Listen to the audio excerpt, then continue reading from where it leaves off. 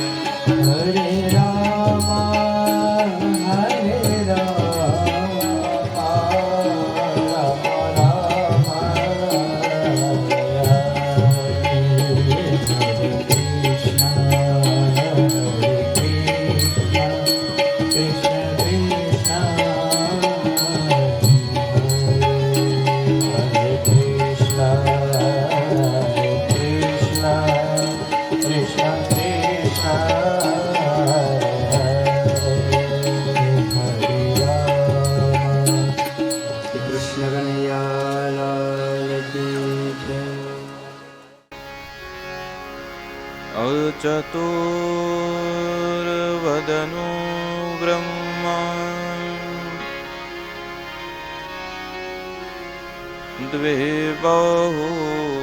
द्विबाहुरपरो हरि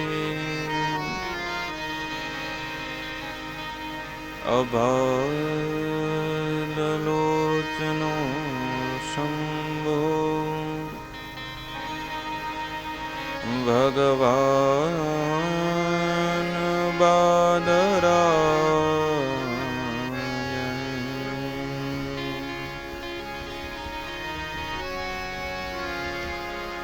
श्री भागवत भगवान की श्री द्वारिकाधीश की जय श्री गोवर्धननाथ की जय।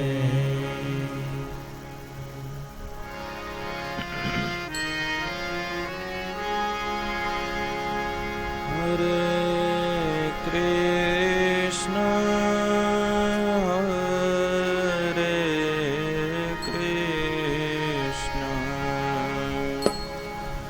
कृष्ण कृष्ण हरे हरे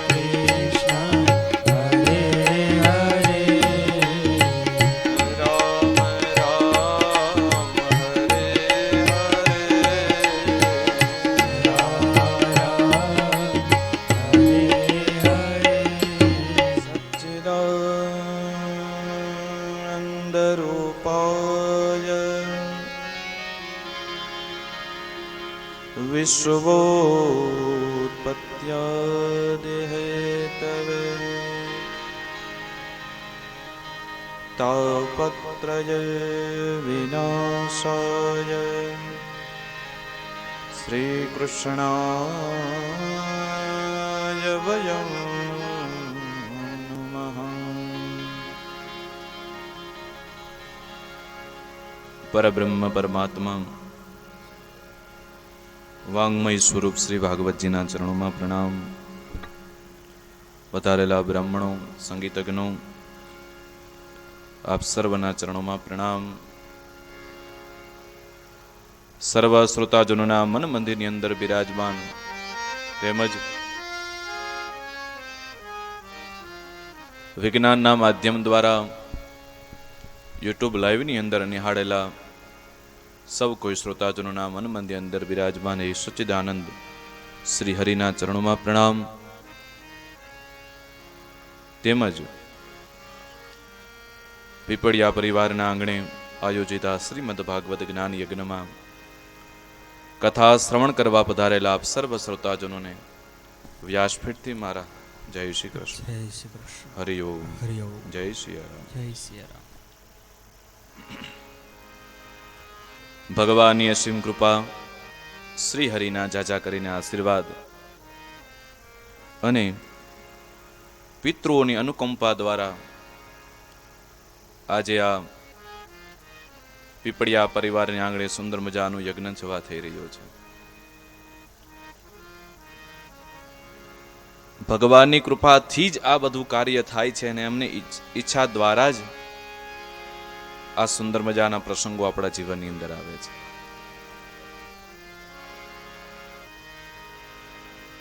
સ્વર્ગસ્થ શશિકાંતભાઈ પીપળિયા એ જીવાત્માને સદગતિ મળે અને પરિવારના જે કોઈ જીવાત્મા શ્રી હરિના શરણમાં ગયા છે એ બધાને સદગતિની પ્રાપ્તિ થાય એ જ ભાવથી જ્યારે આ સુંદર મજાના સપ્તદિવસીય શ્રીમદ ભાગવત જ્ઞાન યજ્ઞનું આયોજન કરવામાં આવ્યું છે.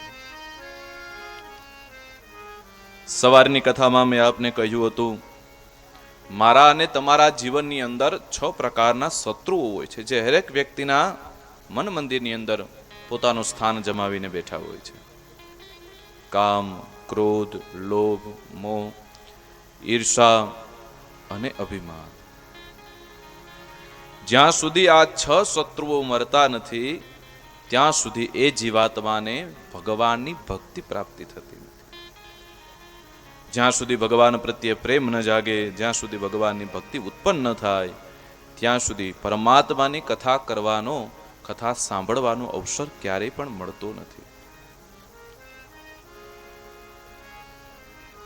તો એ 6 શત્રુઓને મારવાનું વિધાન આપણા ભાગવતજી અંદર કીધું છે કે પ્રથમ પદ્મ પુરાણ અંતર્ગત જે 6 અધ્યાયો છે એ અધ્યાયોનું શ્રવણ કરવાથી વ્યક્તિના જીવનના બધા શત્રુઓનો નાશ થાય, એમનું જીવન પવિત્ર બને અને પવિત્ર જીવન દ્વારા ભાવ અને ભક્તિને સાથે રાખી જે જીવ ભગવાનનું સ્મરણ કરે છે, ભગવાનની કથાનું શ્રવણ કરે છે, એ વ્યક્તિ ઉપર પરમાત્માની કૃપા વરસે છે. કોઈ પણ ગ્રંથનું વાંચન કરો તો એ ગ્રંથના પ્રથમ ભાગની અંદર એમની વ્યાખ્યાઓ કરવામાં આવી હોય અને એ વ્યાખ્યા એવી છે કે એ ગ્રંથ તમને શું કહેવા માંગે છે, એ ગ્રંથ સાંભળવાથી આપણે શું ફળ મળે છે, શા માટે આ ગ્રંથ સાંભળવા જોઈએ, એ બધી વાતો ભાગવતજીની અંદર બતાવી છે. આ સૃષ્ટિની રચનારા પરમાત્મા અનંત કાળથી આપણું રક્ષણ કરે છે. ભાગવતજીના એ મહાત્મ્યના પ્રથમ શ્લોકની અંદર પરમાત્માના સ્વરૂપનું વર્ણન છે. ભગવાન કેવા છે? આપણે નિરંતર પરમાત્માના છબીઓ જોતા હોઈએ, ભગવાનની મૂર્તિઓ, અનેક એવા સ્વરૂપો ભગવાનને જોયા છે, પણ કોઈ દિવસ પ્રત્યક્ષ ભગવાનના દર્શન નથી કર્યા. કોઈ દિવસ ભગવાનને પ્રત્યક્ષ નથી જોયા. પણ શ્રીમદ ભાગવત એમ કહે છે કે જે સ્વરૂપનું મનમાં તમે સ્મરણ કરો એ સ્વરૂપ તમારી સામે પ્રગટ થાય, એ જ પ્રત્યક્ષ દર્શન સમાન છે. સુંદર મજાના ભાગવતજીના આરંભમાં જ પરમાત્માના સ્વરૂપના, સામર્થ્યના અને સ્વભાવનું વર્ણન છે. ભગવાન કેવા છે. જ્યાં સુધી જે જીવ ભગવાનને નહીં સમજે ત્યાં સુધી એમને ભગવાનની કથામાં મન નહીં લાગે. કોઈ અજાણી વ્યક્તિ હોય, એ અજાણી વ્યક્તિ સાથે આપણે સંબંધ બાંધવો છે, એમની સાથે આપણે રહેવું છે, પ્રીતિ કરવી છે, પણ જ્યાં સુધી એમની વિશે જાણકારી નહીં મળે, એ વ્યક્તિ કેવા છે, કેવા સ્વભાવના છે, એમનો વ્યવહાર કેવો છે, એમનામાં સામર્થ્ય કેવું છે, જ્યાં સુધી એ વ્યક્તિ વિશે જ જાણકારી નહીં હોય ત્યાં સુધી એ વ્યક્તિ પ્રત્યે મને ને તમને પ્રેમ નહીં ભાગે. એમ જ્યાં સુધી પરમાત્માના સ્વરૂપનું વર્ણન આપને ખબર નથી, પરમાત્મા શું કરી શકે છે, પરમાત્મા કેવા સ્વભાવના છે, પરમાત્માનું સ્વરૂપ કેવું છે, સ્વરૂપ, સામર્થ્ય અને ભગવાનના સ્વભાવ, આ ત્રણ વિશે જ્યાં સુધી આપણે ન જાણીએ ત્યાં સુધી એમની કથા મન મંદિરમાં ઉતરતી નથી. વ્યક્તિને ઓળખવો જરૂરી છે. સુંદર મજાના પરમાત્માનું સ્વરૂપનું વર્ણન ભાગવતજીના પ્રથમ સ્કંદ આરંભ થાય એ પહેલા એમના 5-6 અધ્યાયનું જે મહાત્મ્ય છે, એમાં મહાત્મ્યમાં પ્રથમ અધ્યાયમાં પ્રથમ શ્લોકમાં પરમાત્માના સ્વરૂપનું વર્ણન છે. ભાગવતકાર કહે છે, જે વ્યક્તિ પરમાત્માનું ચિંતન કરવા ચાહે એમને પહેલા પરમાત્માના સ્વભાવનું, સ્વરૂપ અને સામર્થ્યનું જાણવું બી ખૂબ જરૂરી છે. આવો સૌ સાથે મળી એ પરમાત્માના ચિંતન સ્વરૂપનું ધ્યાન કરીએ. આપ સૌ ભણેલા ગણેલા છો, તો હું અહીંથી જે શ્લોક આપને બોલાવું એ આપે સાથે બોલવાના છે. કારણ હું એક પરમાત્માનું ચિંતન નથી કરતો, પણ આ મંડળની અંદર જે કોઈ વ્યક્તિઓ બિરાજમાન છે સબ કોઈ સાથે પરમાત્માનું ચિંતન કરે છે. 7 દિવસની આ પાઠશાળા છે બહેનો, 7 દિવસની આ પાઠશાળા છે. એ 7 દિવસની પાઠશાળામાં આપણા જીવન સુધરવાના અનેક એવા યજ્ઞ દ્વારા જે આહુતિઓ આપણા જીવનમાં પડશે, અનેક એવી કથાઓ આવશે, અનેક એવી વાતો આવશે જે આપણા જીવનની અંદર આપણે ઉતારવાની છે. અને એ જીવનની અંદર ઉતારી અને જેમ એક બાળક પોતાના વર્ગની અંદર પ્રથમ આવવા માટેની કસોટી આપે ને, એમ ભગવાનને પ્રિય બનવા માટેની જીવનની અંદર કસોટી આપવાની છે. અને એ જ કસોટીની અંદર પાસ થવું હોય તો પરમાત્માની નિશાળમાં સૌથી હોશિયાર વિદ્યાર્થી બનવું પડે, તો ભગવાનની નિશાળમાં પાસ થઈએ. એના સિવાય હોશિયાર ન થાય. આ 7 દિવસની પાઠશાળામાં જે જાણવા મળે બધું પોતાના જીવનની અંદર ઉતારી અને એ માર્ગ ઉપર પોતાના જીવન જીવવાનો પ્રયાસો કરવા. અને ભાગવત કહે છે, જે વ્યક્તિ પરમાત્માના દર્શાવેલા એ રસ્તા ઉપર ચાલે છે, એ વ્યક્તિનું જીવન આનંદમય વીતે છે અને અંતે એ પરમાત્માના શરણમાં જ એ જીવને વાસ મળે છે. એવું ભગવાનનું સ્વરૂપ છે. આવો સાથે મળી ભાગવતજીના પ્રથમ શ્લોકનું ગાન કરીએ, પરમાત્માને વંદન કરીએ. આપ સૌએ સાથે ગાવાનું છે. પ્રથમ હું બોલીશ, મારી પાછળ આપ બધાએ બોલવાનું છે. બોલશો ને? ચાલો. સચ્ચિદાનંદ રૂપાય